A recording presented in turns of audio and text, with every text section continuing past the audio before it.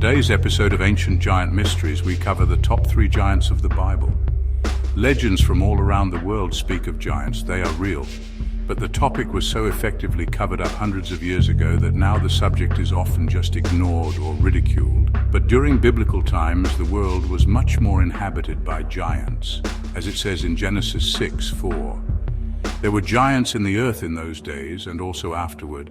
Join us as we dive into the top 3 giants in the Bible on today's episode of Ancient Giant Mysteries. The story of David and Goliath is one of the most enduring tales in all of Scripture, but most people don't truly understand just how enormous Goliath was. Goliath was a Rephaim. In the Hebrew Bible, Rephaites, or Rephaim, describe an ancient race of giants in Canaan from the Bronze Age to the Iron Age. Many locations were also named after them, according to the book of Genesis. Interestingly enough, the name Rephaim comes from the Hebrew root RPHA, which means medicine, cure, or recovery. This is associated with the ancient belief that the Rephaim had a special ability to heal themselves. Now the duel between David and Goliath starts at the epic standoff between the Israelites and the Philistines. Picture the Valley of Elah, a natural amphitheater where 2 armies face off across a dry riverbed. On one side, the Israelites, led by King Saul, their hearts filled with trepidation. On the other, the Philistines, a powerful and warlike people, but their true weapon is not their numbers, but their champion, a giant among men, the mighty Goliath. For 40 days, Goliath emerged from the Philistine ranks, his voice booming across the valley, challenging the Israelites to single combat. The biblical account describes him as a man of immense stature. Goliath's height was nearly 10 feet tall. Think about that a moment. Not only was he so tall and big and also fast, his enormous figure was clad in bronze armor that weighed more than most men. Can you imagine just how enormous and heavy Goliath's sword must have been? His sword weighed 600 shekels, about 15 pounds. By contrast, a normal long sword usually weighs between 2.5 pounds to 4.5 pounds at the very most. His spear was more than 12 feet long, and its iron point alone weighing close to 20 pounds. According to 1 Samuel 17:6, Goliath's coat of mail weighed an astonishing 150 pounds, 68 kilograms. Goliath's armor also included greaves to protect his shins and an extra shield of armor custom made to protect his neck. Can you imagine the terror that must have gripped the hearts of the Israelite soldiers as this behemoth strode before them? In 1 Samuel 17:4, it says that the height of Goliath is 6 cubits and a span. A cubit is approximately 18 inches, and a span is about 9 inches. Converting into modern times, Goliath is a mind-shattering 9 foot 9 inches tall, or in Egyptian cubits, a towering 11 foot 3 inches in height. A warrior of this size can crush a normal-sized soldier, leaving them incapacitated and/or worse, and often this is merely by landing one strike. Picture Shaquille O'Neal, agility and power, but 11 feet tall. Can you imagine how fast he could move and the power he would possess? So every morning of each day and every evening for 40 days straight, Goliath would taunt the Israelites' army and no one dared say a word. Goliath shouted, his deep, frightful voice echoing throughout the valley. He screamed, "Why are you all coming out to fight? I am the Philistine champion, but you are only the servants of Saul. Choose one man to come down here and fight me." But no soldier dared step forward. Hell no, the mere sight of the giant would terrify the most hardened of men. But one fateful day that all changed. Here was one among the Israelites who did not cower, a young shepherd named David, sent by his father to bring food to his brothers on the front lines. David was not a soldier, but he was a young man of deep faith, and he saw Goliath's defiance not just as a challenge to the Israelite army, but as an affront to God himself. When David asked his brothers why they would allow this Philistine to defy the armies of the living God, they scoffed at his naivety. But David's heart burned with a righteous anger, and he refused to be cowed. Even though he was merely 14 years old, he volunteered to face Goliath himself, much to the astonishment of both armies. King Saul, desperate for a champion, reluctantly agreed, offering David his own armor. But the shepherd boy refused, for he knew that his strength lay not in earthly weapons, but in the power of the Most High, God, the benevolent Creator. He would face Goliath armed only with his shepherd's staff, a sling, and 5 smooth stones he had chosen from the riverbed. Legend has it that David took 5 stones, not in case he missed Goliath. He believed he would hit Goliath and defeat the giant with a single shot. The 4 other stones were to defeat Goliath's giant brothers and giant cousins. We will dive more into them in another video. As Goliath laid eyes on David, he laughed aloud, mocking the young man's audacity. Goliath scoffed at David and yelled at him, "Come here and I'll feed your body to the birds and wild animals." But David stood firm, his voice steady as he replied, "Thou comest to me with a sword and with a spear and with a shield. But I come to thee in the name of the Lord of hosts, the God of the armies of Israel." 1 Samuel 17:45. And with that, David reached into his bag, selected a stone, and slung it with all his might. The stone found its mark, striking Goliath in the forehead. The giant stumbled and fell, his massive form crashing to the earth. David ran up to Goliath, who was semi-conscious, and picked up the 15-pound sword and swung down onto his neck, decapitating the giant. The Philistines, witnessing the impossible, panicked and fled, pursued by the victorious Israelites. They retreated and were defeated. The defeat of Goliath sent shockwaves throughout the ancient world. The Philistines, once a dominant force, were humbled. But the story of the giants does not end there.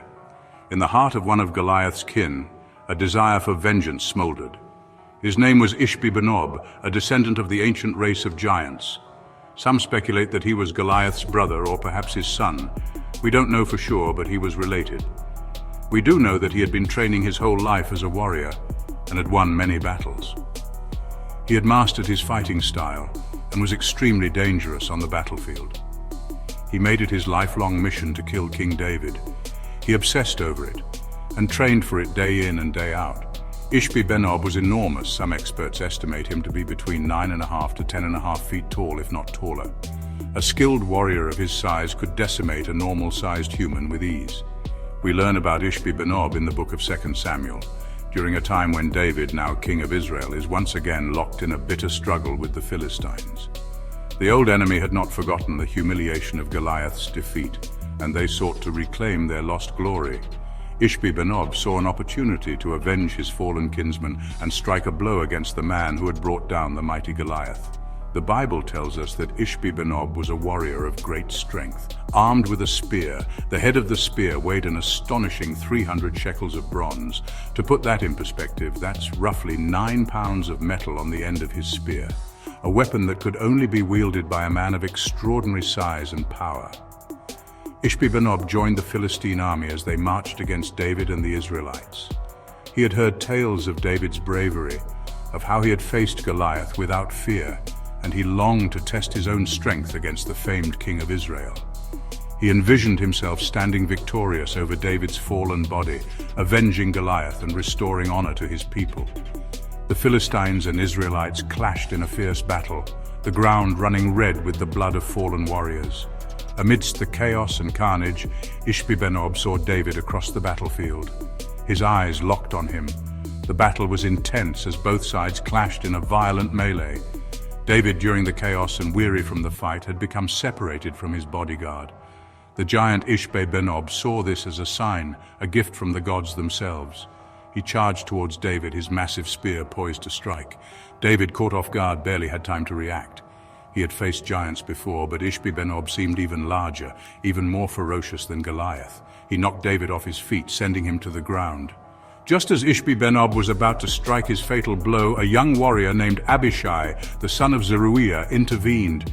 Seeing the danger David was in, Abishai threw himself between the king and the giant's spear, his own blade flashing. Abishai made his move, feinting the giant, causing it to swing at him. Abishai countered the attack, blocking the spear and slicing the giant in the legs. Ishbi-Benob's legs gave out and he fell to the ground. Abishai finished the giant off with more stabs and slices, mercilessly killing the giant warrior.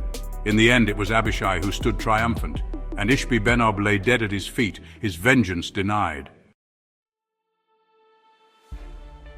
Og of Bashan, the last stand of a giant king. Our journey through the realm of biblical giants leads us now to the land of Bashan, a rugged and fertile territory east of the Jordan River. It is here we encounter Og, one of the last of the direct bloodline of the Rephaim, the massive race of giants that roamed the earth in ancient times. Og was a ruler who was very successful in battle. This huge giant was said by some experts to have stood a mind-shattering 11.5 feet tall. His physical strength and military might were significant, making him a formidable adversary. He had 60 walled cities to his enormous empire. Clearly, he was a great warrior with a winning record, but he let his size and success go to his head, and soon he had succumbed to pride and considered himself a god amongst puny men. Curiously enough, many people are obsessed with the size of his bed. Imagine, if you will, a bed so large that it took no less than 9 cubits to measure its length and 4 cubits its width, meaning Og's bed was somewhere in the neighborhood of 13 feet long and 7 feet wide.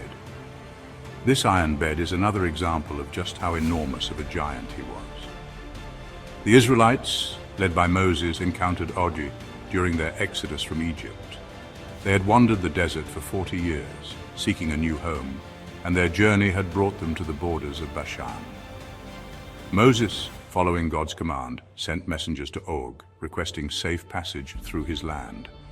Og, however, saw the Israelites as a threat, and he decided to attack them. He refused their request for safe passage and instead gathered his army, preparing for war. The stage was set for a clash of titans, the Israelites, guided by the hand of God, against the giant king and his formidable forces. Moses feared King Og, firstly because his enormous size and skill on the battlefield, but also because the king had lived for centuries and was most cunning and wise. The ensuing battle was fierce, a struggle for survival that tested the mettle of both sides. Og, true to his reputation, fought with the fury of a cornered lion, his every blow capable of crushing bone and shattering stone.